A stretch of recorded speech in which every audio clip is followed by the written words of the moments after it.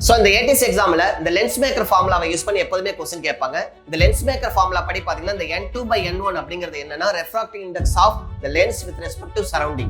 Suppose ரெண்டு பிளேனோட equation கொடுத்துட்டு இந்த மாதிரி கொடுத்துட்டு சப்போஸ் ஆங்கிள் கேட்டாங்க அப்படின்னா நம்ம இந்த cos θ வை யூஸ் பண்ணி டைரக்டாவே கண்டுபிடிச்சிடலாம். a1a2 + b1b2 + c1c2 divided by root of sigma a1 squared multiplied by root of sigma a2 squared. இத போட்டோம்னாவே நமக்கு cos θ கிடைச்சிரும். இந்த ஹைஜன்ஸ் பிரின்சிபல் படி பாத்தீங்கன்னா ஒவ்வொரு வேவ்லெட்டோட டான்ஜென்ட்டுமே ஒரு வேவ் ஃப்ரண்டா இருக்கும். அந்த வேவ் ஃப்ரண்டோட ஒவ்வொரு பாயிண்ட்டுமே வந்து செகண்டரி சோர்ஸா ஆக்ட் ஆகும்.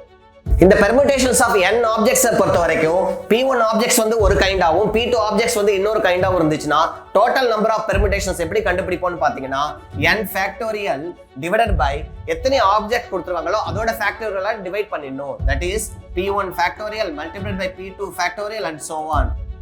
அந்த டீப்ரா ஹைபோதீசிஸ் படி பாத்தீங்கன்னா இந்த மேட்டர் வேவோட வேவ்லென்த் லாம்டா வந்து h/p that is h by மொமெண்டத்துக்கு ஈக்குவலா இருக்கும்.